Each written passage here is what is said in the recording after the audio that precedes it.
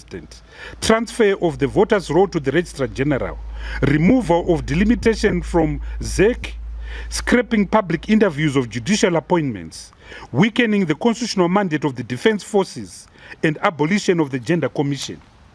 These changes collectively centralize power, weaken accountability, undermine electoral integrity, erode judicial independence, and roll back protections for women and marginalized groups. The proposal to allow Parliament to elect a president is a material and grave departure from the 2013 Constitution and cannot be done without negotiations, public discussions, and a referendum. Comrades and friends, those that are seeking to amend this Constitution in the manner that they are seeking to amend have no mandate and authority. The 2023 election was not fought on the basis of Mr. Mnangagwa and his party seeking a constitutional amendment to alter and remove the Constitution. The ZANU-PF manifesto of August 2023 makes no reference to constitutional amendment. Therefore, Mr. Mnangagwa, Mr. Ziyambi, and the 20 or so women who sat in that cabinet on the 10th of October 2026 have no authority derived from the people of Zimbabwe to alter or amend this Constitution.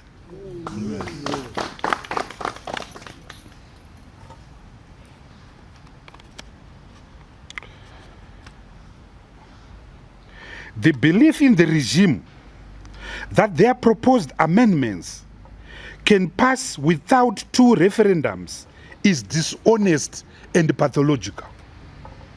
The belief in the system, the belief in the regime that their proposed amendments can pass without two referendums is dishonest and pathological. Do patinozobvunza paya kuti kudhakwa here, mutoriro here, iguka here, kachasu here, inyawope here. The reintroduction of a Tobayo type of Registrar General to deal with voter registration and the removal of the task of delimitation from ZEC is toxic and political. It is a reversal of the gains Zimbabweans made as enshrined in the 2013 Constitution. Mr. Mnangagwa and his cabinet cannot take us back to square zero. The provision to allow traditional leaders to join political parties and to be partisan is dangerous and destructive.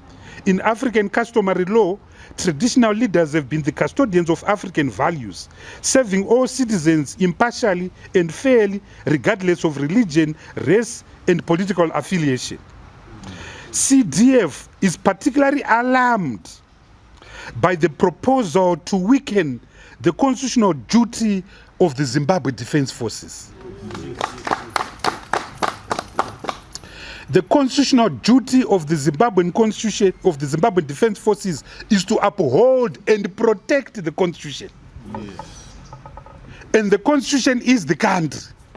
That is why the Constitution makes it very clear in section 212 that the specific function of the Zimbabwe Defence Forces is to protect the Constitution and to uphold the Constitution. That cannot be taken away from them. Just like the function of the president and cabinet is to uphold the Constitution, is to protect the Constitution. When Mr. Mnangagwa and his cabinet sit to make these vicious amendments on the Constitution, they are breaching the functions and obligations that they've been given in Part 5 of the Constitution of protecting the Constitution and upholding the Constitution. Therefore, their proposed amendment is treason. Their proposed amendments are breaching the Constitution of Zimbabwe that they took and swore oaths to uphold. Yes.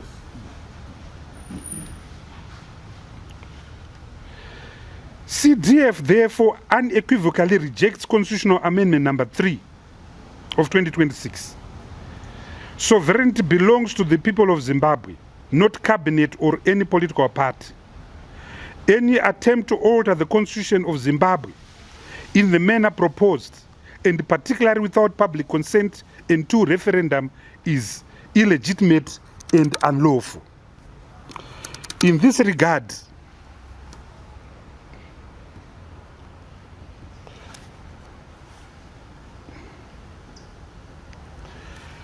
the CDF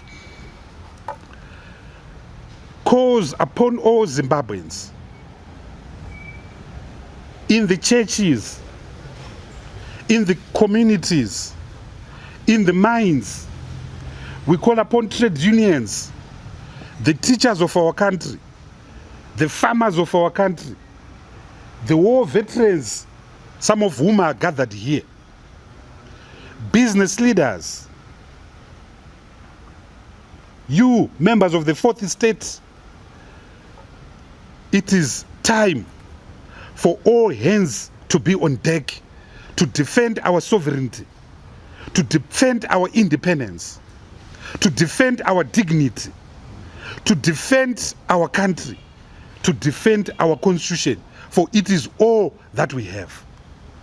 So the CDF and this convener of the CDF will work with others, will work with all Zimbabweans, and we will lead from the front.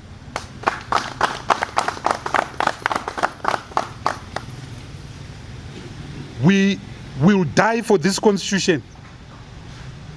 We will be arrested for this constitution. We will exercise the rights that are provided for in our favor in the constitution, in particular section 57 of the constitution, which allows us to demonstrate, to petition peacefully. It is time for action, not tomorrow, not next year. It is time for action now, all of us together. Namhla Kates.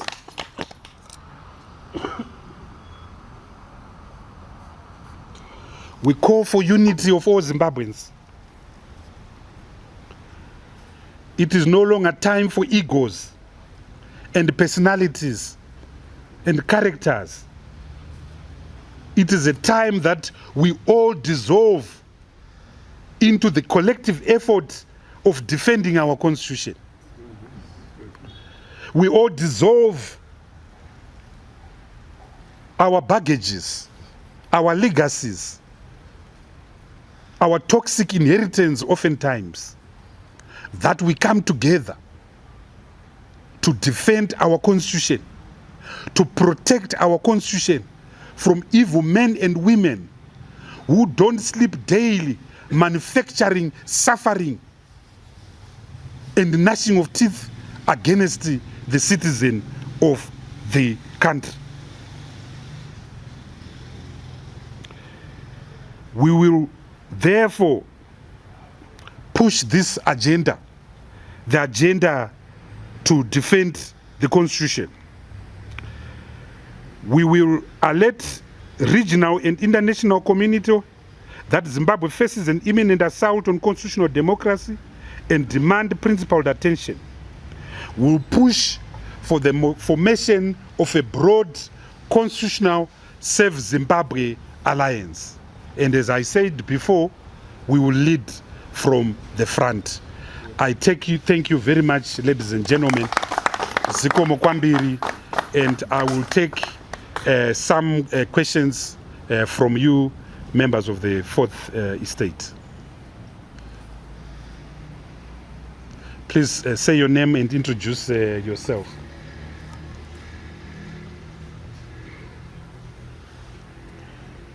Yes, Tonya, I can see Tonya. Thank you so much, Comrade Biti, for the presser.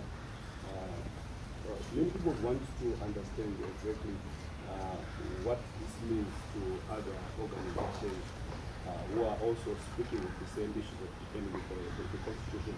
I know we have had others that are also coming in with different forms and colors. Are you going to be working with them as well, number one? Number two, what does this mean to other political parties, specifically those that we've already had? Are you also going to be able to work with them, especially those that are coming from the other side, the other members of ZANU-PF, also NDC, and more importantly, Nelson Chamisa. What is your feeling towards working together with him towards such a cause? All hands must be on deck. The Constitution and the struggle for its protection cannot be monopolized by an individual or an organization. We will therefore work with everyone in Zimbabwe. We're going to work with progressive elements in ZANU-PF whom we know are opposed to these constitutional shenanigans. And they're there. They're there. We're going to work with them. We're going to work with the persons in the broad democratic movement, whether it's MDC, whether it's a CCC, if it still exists. We're going to work with everyone. We're going to work with Nelson Chamisa. Up until he left politics, he used to be my president. So we are going to work with everyone in the fight to protect this constitution. We would like to see women on the forefront. We would like to see young people on the forefront. We would like to see the 4 to 6 million Zimbabweans in the diaspora working with us. We're going to launch the CDF in the next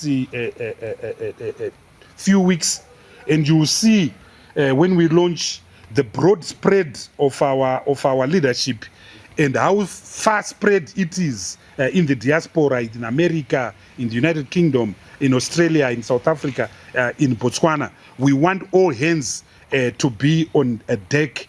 My appeal is that this is not about an individual. This is not about a group of people. This is about Zimbabweans. When these comrades went to war, they didn't care who sat in Arere Chimurenga. They didn't care who the political commissar was, because on the ground there was no political commissar. There was action that was demanded, and that's what we will be pushing and leading from the front. Yes, Honorable Biti, Costa Nkomo from the Citizens Voice Network. Yes, Costa. I think you are speaking the same language with other platforms, with other groups, that you need a united group. But my question is, who is going to take this initiative to bring everybody on board? That's number one. Secondly is, you also seem to share the same message that the streets are either going to be option number 1, 2, 3. But looking at the response that we have been witnessing, traditionally and historically from the state, it's been lethal. And we know that over 100 people right now are in prison after having heeded the call to demonstrate, being called by the late former ZANU-PF Central Committee member, Blessed Runesugeza. How are you going to motivate the citizens to then take it to the streets, given the history and the tradition of the response that we have seen from the state? Thank you, Costa. Firstly, on working together, discussions are already taking place. And discussions have been taking place since early 2025, which is why you saw us on the 28th of October have that press conference that resulted in the bombing of Sapes Trust and the bombing of Gilbert Mbwende's home in Highfield. And if you know, at that press conference, had we been allowed to have it, you will have seen so many organizations. You have seen war veterans, you have seen the church, you will have seen Comrade Job Scala from the NDWG. I was coming from the CDF. And so you will have seen so many bodies there. You saw Comrade Gwisai from ISO. You saw Jacob Ngarabvumwe from Transform Zimbabwe. So discussions are taking place right now as I'm talking to you. Only last night I spent an hour with Lovemo Maduku, and I spent the whole afternoon speaking to some leaders in Bulawayo, including some very prominent civic leaders in Bulawayo. And you're going to see some very interesting faces when we as CDF launch. But it's not about the CDF, it's about our ability to build a broad coalition against constitutional manipulation, which is why we made sure that today war veterans must be here fronting this with us, because there is connectivity between us, those that grew up after independence, and the war veterans. They are our leaders, and we look up to them, and they sacrificed through blood at a very young age. So their presence here is not an accident. It's a reflection of the symbiotic connection between the war of liberation, and it's proof that their struggle for liberation and independence is unfinished. And we and them are now going to complete what they started so many years ago in Chimoyo, in Nyadzonya, and so forth.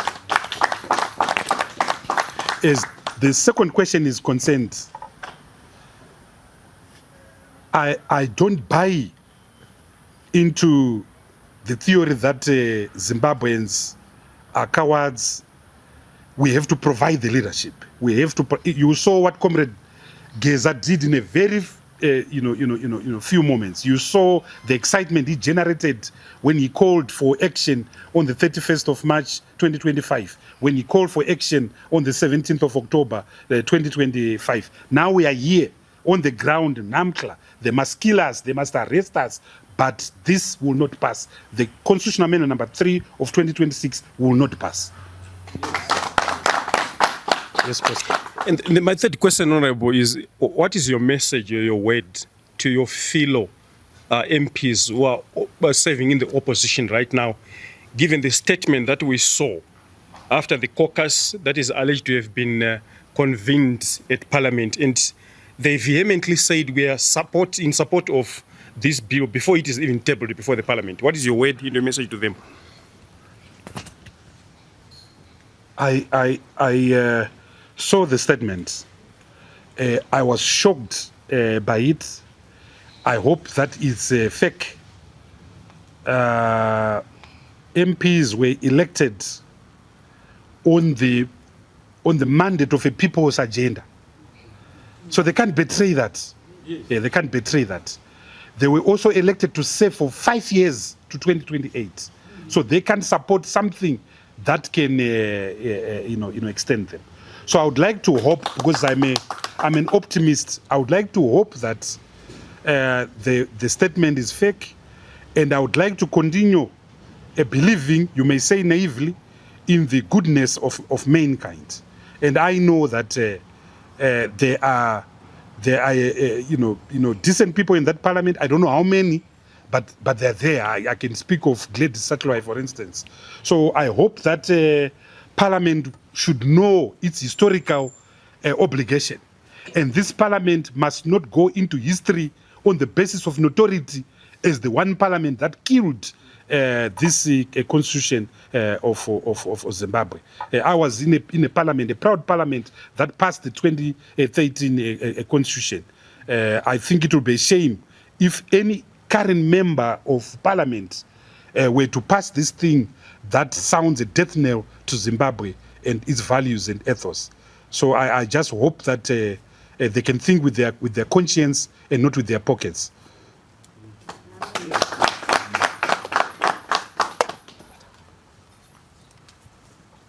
I don't see any.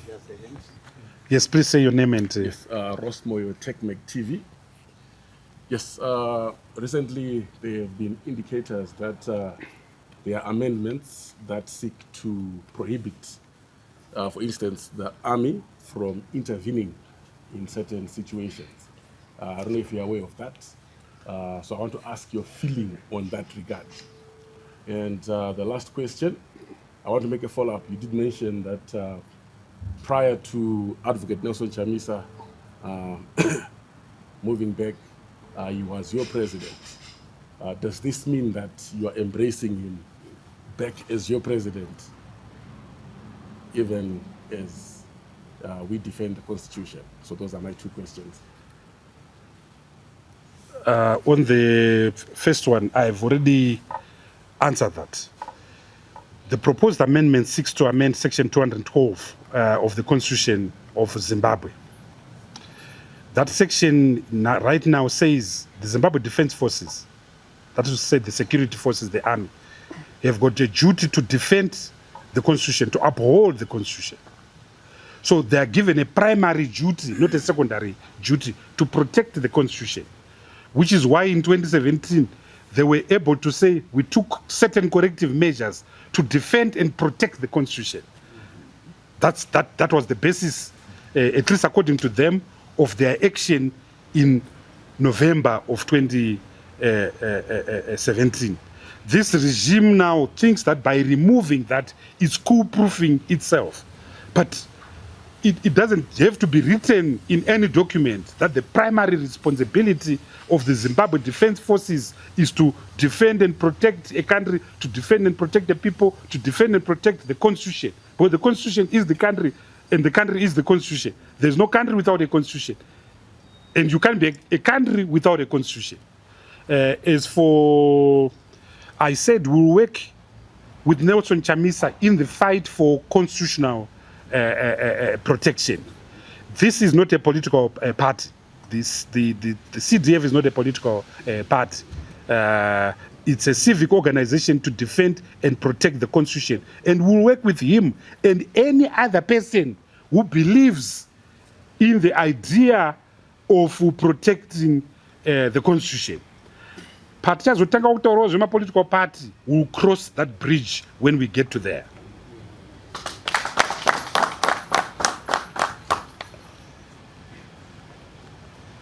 I don't see any hands, ladies and gentlemen. I thank you for coming. Yes, Costa. I just want to maybe find out, Honorable, if you have maybe alerted any regional bodies as of now, regional And the continental bodies, the AU and the SADC, just to alert them that we have a challenge in the country with regards to the possibility of the mutilation of our constitution. If those engagements have started, I just wanted to know. Yes, communications are taking place, consultations are taking place with individuals in Addis, in Botswana, SADC, and so forth. And once we launch, we're going to deploy delegations to Addis and to SADC and to certain key capitals in the region, in particular South Africa. So you're going to see a lot of action. Some of our members have been writing to them directly, but after we launch, we'll be doing that as a collective. You also see that some of the people we hope to have at that launch, at least digitally, are part of an international movement. So we're going to have some very key persons, at least digitally, at our launch. Thank you very much, comrades and friends. I thank you for blessing our day, and we look forward to working with you as members of the Fourth Estate. Thank you very much. Zikomo Kwambiri.